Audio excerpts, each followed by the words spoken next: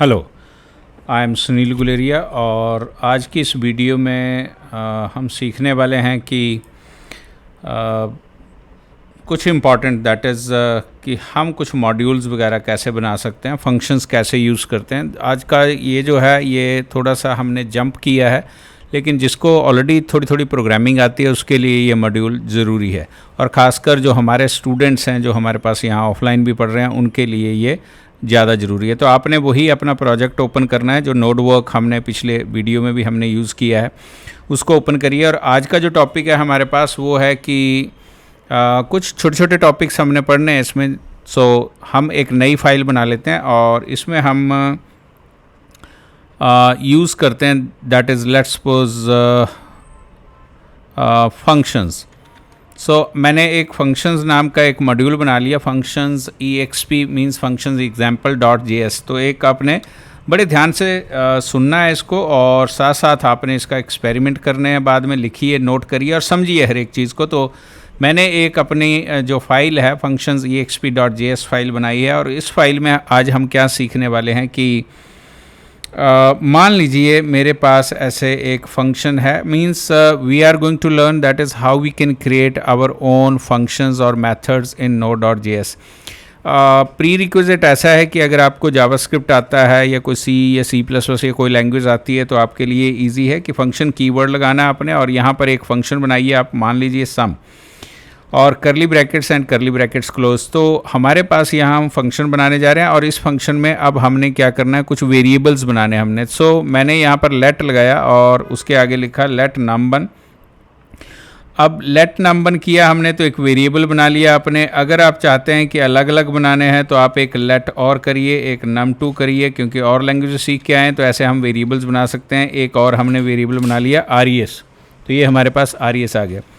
अब हमने इसमें वैल्यूज़ देनी है तो num1 is equal to let's suppose 100 हम फिट कर सकते हैं, num2 is equal to let's suppose the second value we want to assign and res is equal to num1 plus num2।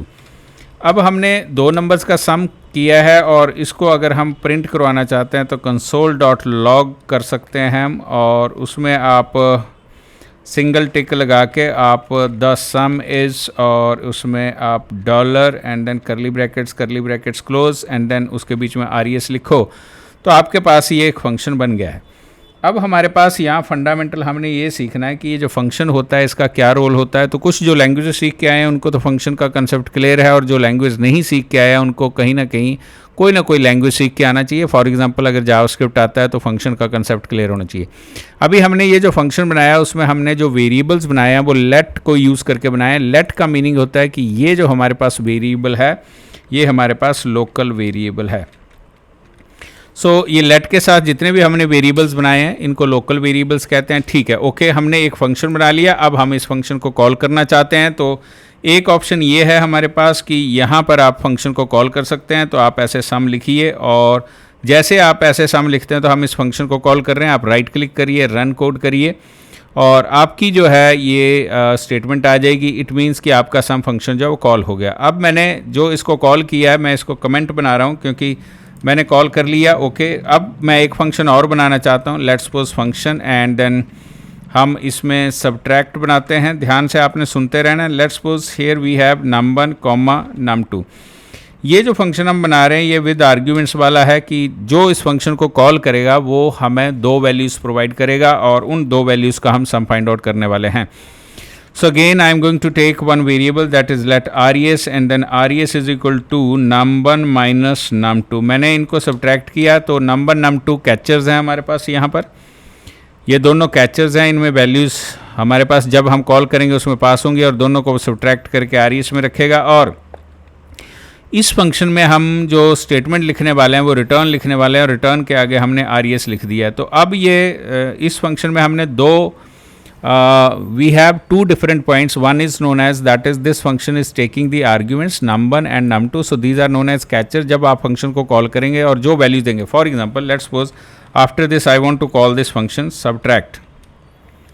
तो सब्ट्रैक्ट को कॉल करिए और यहाँ पर आप वैल्यू पास करिए, लेट्स सपोज 1000, 200। तो ये हमने दो वैल्यूज़ पास किए हैं। जब ये दो वैल्यूज़ हमने पास किए तो इस फंक्शन को जब कॉल लगेगी तो वो दो वैल्यूज़ जो हैं those will be pass to what first is for num1 and the second is for num2।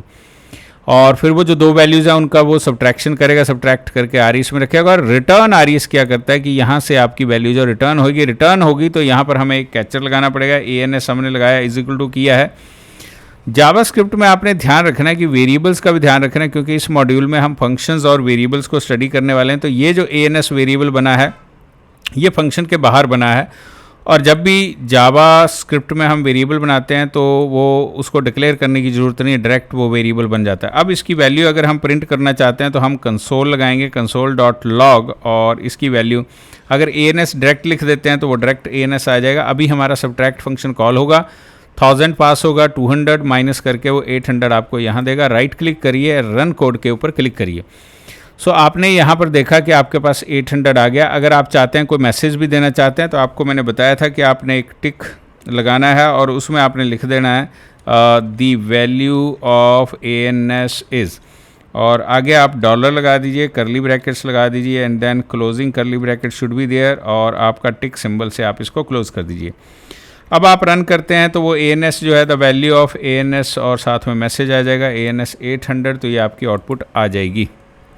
अब हम इसमें छोटे छोटे पॉइंट्स सीखेंगे कि एक तो हमने आज जो मॉड्यूल बनाया उसमें हमने अपने फंक्शंस बनाया, राइट। तो एक फंक्शन बनाया हमने विदाउट आर्ग्यूमेंट्स वाला, विदाउट रिटर्न, और दूसरा फंक्शन बनाया जिसमें आर्ग्यूमेंट्स हमने पास किए हैं और वो फंक्शन रिटर्न भी कर रहा है, और फिर हमने उसको उसी में कॉल कर दिया है। अब हम इसमें से छोटे छोटे पॉइंट्स और स्टडी करने की कोशिश करेंगे। मान लीजिए कि हमने यहाँ पर कुछ पॉइंट सीखने हैं, जैसे मैंने एक वेरिएबल बनाया var और मैंने एक ctr किया, var ctr is equal to 90, control s।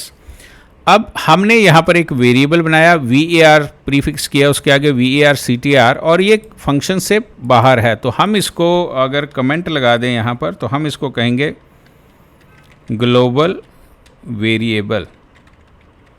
Global variable से अब क्या मीनिंग है कि इसका जो स्कोप है, स्कोप का मतलब है कि इसको हम कहाँ कहाँ यूज़ कर सकते हैं। तो इसको हमने यूज़ करना है, तो अब इसको समझना है। तो हमने एक ctr वेरिएबल बनाया और यहाँ पर मैंने सम किया। सम करने के बाद अगर मैं यहाँ पर console.log कर दूँ और मैं यहाँ पर एक मैसेज दे देता हूँ, और मैसेज वही है कि the value of what we can say the value of ctr is, और आप वैल्यू ऑफ ctr आप स्पेसिफाई कर दीजिए, आप ctr दे दीजिए इसको। और अभी आपने इमेजिनेशन करनी है कि जो ctr वेरिएबल बना ये ग्लोबल है और उसको मैं फंक्शन के अंदर ctr को यूज़ कर रहा हूँ, तो फंक्शन के अंदर हम इस वेरिएबल को यूज़ कर सकते हैं।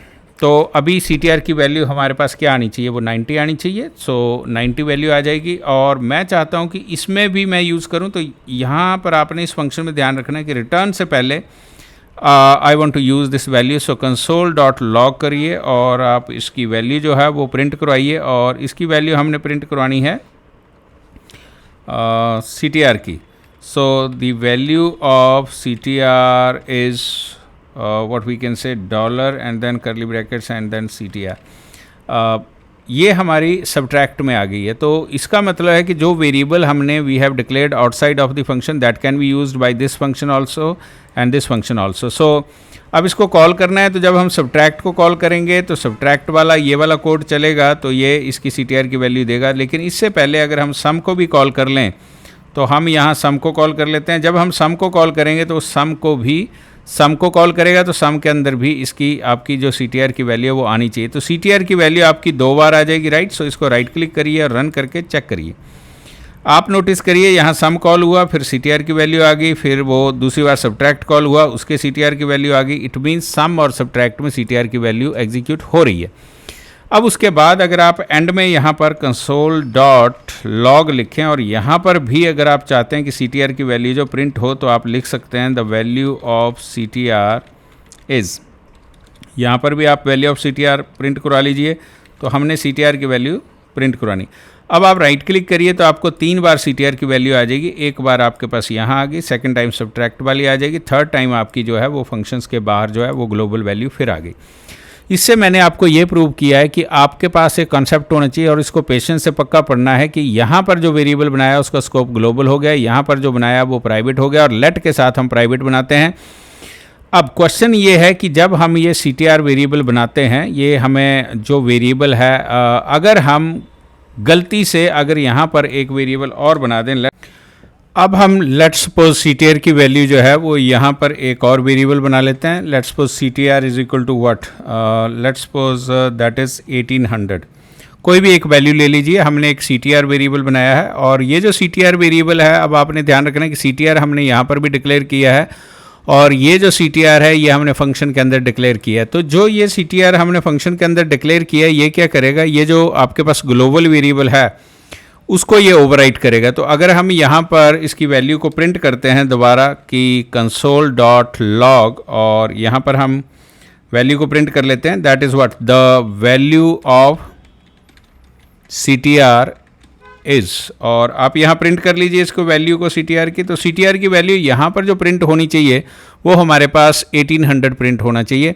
क्यों? क्योंकि जो CTR आपका 90 डिक्लेयर हुआ है उसकी वैल्यू जो है 1800 से रिप्लेस हो गई। तो ये जो CTR है ये इस वक्त ग्लोबल CTR है और उसी की वैल्यू यहाँ पर आएगी। और अगर हम चाहते हैं तो यहाँ रिटर्न से पहले अगर हम इस CTR की वैल्यू यहाँ पर भी प्रिंट कर दें, मैंने इसको कॉपी किया और यहाँ पर जाके पेस्ट किया है, तो यहाँ पर हमारे पास द वैल्यू ऑफ CTR जो है, क्योंकि ये फंक्शन है तो फंक्शन भी जो है वो ग्लोबल CTR की वैल्यू को एक्सेस कर सकता है। तो यहाँ पर भी जो है अगर सम को पहले कॉल किया आपने तो उसकी वैल्यू CTR की 1800 हो जाएगी, यहाँ 1800 प्रिंट करेगा, और उसके बाद सब्ट्रैक्ट को अगर कॉल करते हैं तो यहाँ पर भी CTR की वैल्यू 1800 हो जाएगी। अब हमने यहाँ पर अगर सम को कॉल किया तो सबसे पहले तो आप यहाँ देखिए कि ये CTR है, CTR ग्लोबल वेरिएबल है, और अगर एक बार आप इसकी वैल्यू यहाँ पर भी प्रिंट कर लीजिए, इसको आप पेस्ट कर दीजिए क्योंकि कॉपी किया हमने द वैल्यू ऑफ CTR, तो यहाँ पर आपके जो CTR की वैल्यू है वो 90 आएगी, और उसके बाद सम को कॉल करते हैं तो CTR की वैल्यू 90 होगी, और उसके बाद सब्ट्रैक्ट को कॉल करते हैं तो CTR की वैल्यू 90 होगी, और एक बार आप CTR की वैल्यू यहाँ पर भी कॉल करिए तो यहाँ पर भी आपके यहाँ पर जो है CTR की वैल्यू वो 1800 होगी। यहाँ ध्यान रखना आपने जो CTR की वैल्यू है वो लोकल है, अगर लोकल है तो यहाँ पर इसने चेंज किए तो एक बार आपकी जो वैल्यू है वो यहाँ से 90 आएगी, और उसके बाद जो 1800 होने के बाद जब इसको कॉल करेगा 1800 होगी, और जब इसको कॉल करेगा 1800 होगी, और इसको कॉल करेगा तो भी 1800 होगी। राइट क्लिक करिए और रन द कोड। अब आप देखिए यहाँ पर वैल्यू जो है 90 है, एक बार स्टार्टिंग में वेरिएबल बना उसको 90 वैल्यू मिली और वो 90 प्रिंट होगी, उसके बाद 1800 आ गई, ये सम वाले की आ गई, ये सब्ट्रैक्ट वाले की आ गई, और ये एंड में जाके हमारे पास जो हमने फंक्शंस के बाहर कॉल किया उसकी वैल्यू आ गई। अब हम चाहते हैं कि यहाँ पर ये जो CTR है अगर ये लोकल होना चाहिए, ये जो ग्लोबल वेरिएबल को अपडेट ना करे, तो उसके आगे हम लेट कीवर्ड लगा देते हैं। तो लेट क्या करेगा, ये जो CTR बनेगा अब ये लोकल इस सम फंक्शन का होगा।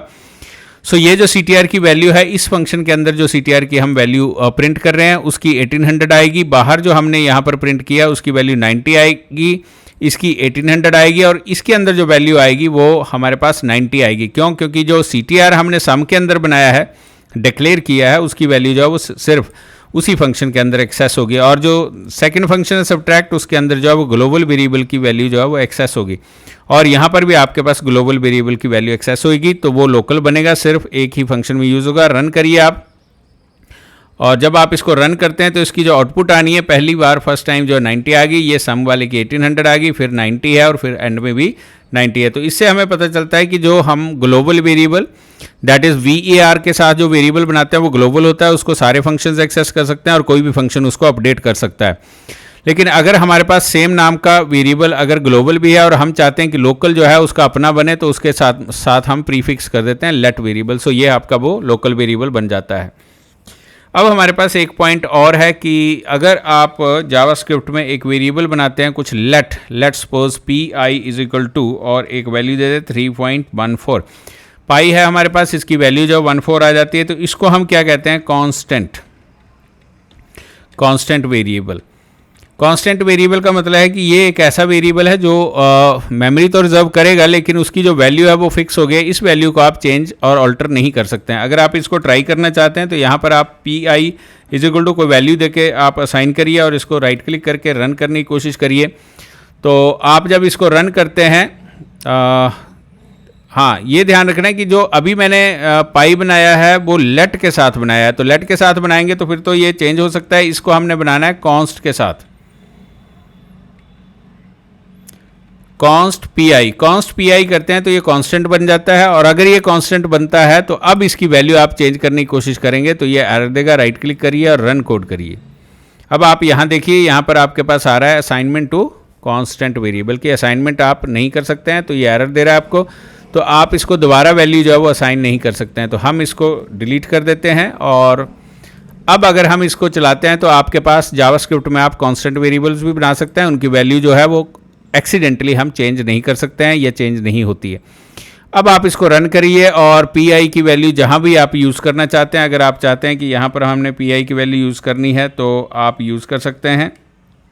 यहाँ आप लिख लीजिए console.log और इसके अंदर आप पी आई की वैल्यू यूज़ कर लीजिए और आप लिखिए यहाँ the value of P I is, और यहाँ डॉलर लगाइए, आप करली ब्रैकेट्स लगाइए और यहाँ पर आप पी आई को प्रिंट करिए, तो ये पी आई की वैल्यू जो है आपको प्रिंट कर देगा। रन कोड करिए आप। अब आप देखिए पी आई की वैल्यू आपके पास ये आ गई। तो आपने इस मॉड्यूल में या इस वीडियो में आपने कुछ फंक्शंस के बारे में स्टडी किया, विद आर्ग्यूमेंट्स, विदाउट आर्ग्यूमेंट्स, फिर आपने वेरिएबल्स बनाया, ग्लोबल वेरिएबल बनाया है, फिर आपने लेट के साथ वेरिएबल बनाया है, और फिर हमने एक कांस्टेंट वेरिएबल भी बनाया है। तो इसको आप प्रैक्टिस करिए और नॉलेज में रखिए। Thanks for watching. अगर इसमें कोई आपको लगता है कि कोई और करेक्शन की ज़रूरत पड़ती है तो आप मुझे कमेंट करिए, और आपके पास कोई ज़्यादा टाइम नहीं लगता है अगर आप इसको शेयर करें या कुछ फ्रेंड्स में अगर आप इसका लिंक शेयर करें या आप इसका रेफरेंस शेयर करें। Thanks for watching this. Let's suppose CTR is equal to and then let's suppose 800।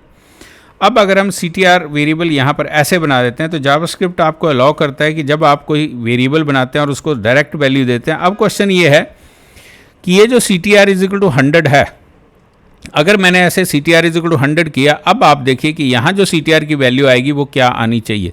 तो जब आपने यहाँ पर वेरिएबल बनाया है तो बिल्कुल कॉन्सेंट्रेशन के साथ देखना है। तो यहाँ पर ये क्या करेगा, जो फंक्शन है वो अपना एक लोकल CTR बना देगा, वो इसको रेफर नहीं करेगा। तो ये आपका लोकल CTR हो गया, और इस फंक्शन के अंदर जो ये CTR की वैल्यू आएगी ये आपकी 800 होगी, जबकि वो जो बाहर वाला ग्लोबल वेरिएबल है वो आपका यूज़ नहीं हो रहा है। अब आपकी एक बार वैल्यू 800 आ जाएगी, और इसके अंदर हमने CTR नहीं बनाया तो उसकी CTR की वैल्यू सेम रहेगी, और इसके अंदर जो CTR की वैल्यू वही होगी जो ग्लोबल आपके पास है। अब इसको आप रन करके आप चेक करिए, और जो मैं बोल रहा हूँ फास्ट बोल रहा हूँ तो आपने बिल्कुल इमेजिनेशन करनी है। वीडियो को पॉज करिए और अपनी इमेजिनेशन पक्का बनानी है। आपने वेरिएबल्स के बॉक्स बनाने हैं, उनमें वैल्यूज़ देनी है, जो बोला जा रहा है उसको आप ढंग से इमेजिन करिए, पॉज करिए, रोकिए। सो अब आप देखिए कि आपके पास जो वैल्यू आई है वो आपके पास फर्स्ट 800 आ गई है, दूसरी भी 800 आ गई है, और तीसरी भी हमारे पास जो है ये कोइंसिडेंस हो गया कि इसकी जो हमारे पास ANS है वो भी 800 है। तो ये 800 इसको हम चेंज करते हैं। पहले तो सबसे पहले कि इसकी कन्फ्यूज़न ख़त्म करने के लिए 800 देने की बजाय यहाँ पर 1800 कर दीजिए। अब ये जो CTR इज इक्वल टू 1800 है, तो आप देखिए कि CTR की ये जो CTR बना है, तो यहाँ पर ये जो CTR बना है ये हमारे पास उसने इसका CTR यूज़ कर लिया है, इसके CTR को वैल्यू दे दी है, और ये सारा CTR एक ही है। एक छोटा सा पॉइंट है जो मैंने पहले कहा था कि ये लोकल बनाएगा। अगर लोकल बनाना है तो आपको लेट लगाना है, बिना लेट के अगर आप लगाते हैं तो वो ग्लोबल वेरिएबल को रिकॉग्नाइज करता है। इसको आपने करेक्ट कर लेना है।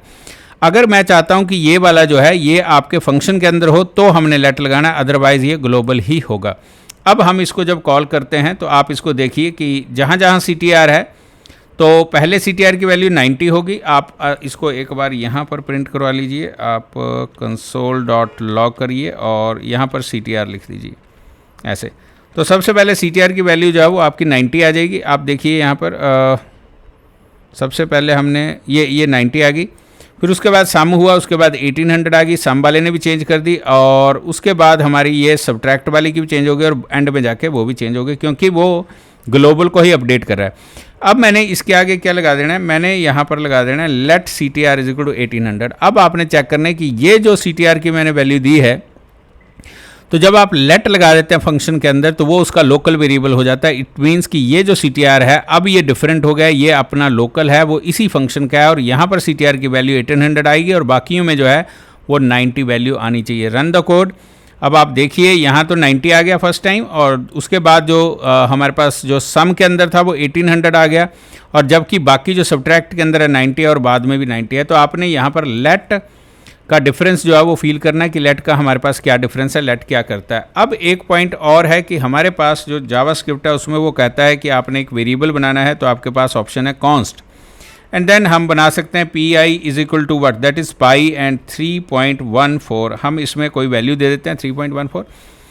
अब जब हम कॉन्स्ट कीवर्ड लगा देते हैं तो ये जो है ये वेरिएबल हमारे पास बनता है और उसमें इज इक्वल टू 3.14 आ जाता है। तो इसको हम क्या कह देते हैं, इसको हम कह देते हैं कांस्टेंट। कांस्टेंट का मतलब क्या हो गया कि जो वैल्यू आपने एक बार दे दी है, अगर आप इस वैल्यू को चेंज करने की कोशिश करेंगे तो ये आपको एरर देगा। फॉर एग्जांपल, अगर आप ट्राई करना चाहते हैं इस कॉन्स्ट पी आई को, तो अगर आप यहाँ दोबारा लिखिए P I is equal to और कोई वैल्यू देने की कोशिश करिए, कंट्रोल एस करिए, right click and then run code, तो आपके पास एक एरर आ जाएगा। और आप इस एरर को रीड करिए यहाँ पर, तो वो कहता है कि असाइनमेंट टू कांस्टेंट वेरिएबल। तो कांस्टेंट वेरिएबल को जो है वो असाइनमेंट आप कर रहे हैं, तो वो दैट इज़ नॉट पॉसिबल। तो अगर आपको लगता है कि कहीं पर आपके पास एक ऐसी वैल्यू है जिसको आप चाहते हैं कि थ्रू आउट दिस मॉड्यूल वो चेंज नहीं होनी चाहिए, तो आप उसको कांस्टेंट बना सकते हैं कि वो कांस्टेंट होना चाहिए। अब मैंने इसको जो है यूज़ नहीं करना है, आपने समझ लिया है, इसको मैं डिलीट कर रहा हूँ। और इसको भी console.log अगर आप चाहते हैं तो आप इसको कमेंट बना दीजिए। प्रिंट वाली स्टेटमेंट्स या डिलीट कर दिए मैंने, तो आप डिलीट कर दीजिए इसको। और नेक्स्ट फंक्शन हम रखेंगे, और फंक्शन में आप CTR जो है वो CTR इसका तो लोकल है, so we don't require this also, so we can make it as comment and then we can make this as comment also. And after this now we are going to call the subtract, so subtract is okay, and in subtract we don't want to call this CTR, so make it comment also. And now here we don't want to use the value of CTR and we'll make it comment also, and we don't want to now call this also. तो इसको ANS को भी आप ऐसे comment बना दीजिए, आप सम को भी कमेंट बना दीजिए या डिलीट कर दीजिए। आपने वीडियो में ये ध्यान रखना है कि हमने कुछ पॉइंट्स जो हैं वो अभी डिस्कस कर लिए हैं। हमने इसमें एक वेरिएबल बना लिया कांस्टेंट, एक CTR भी है, ओके, देन एक फंक्शन बनाया, दूसरा फंक्शन हमने विद आर्ग्यूमेंट्स विद रिटर्न भी बनाया है। अब ये हमने कुछ फंक्शंस को डिस्कस करने की कोशिश की है कि हाँ फंक्शंस हम इसमें बना सकते हैं, कांस्टेंट बना सकते हैं। तो ये आपके पास टाइप्स ऑफ वेरिएबल्स हैं, स्कोप ऑफ वेरिएबल है, उसको आपने ध्यान में रखना है।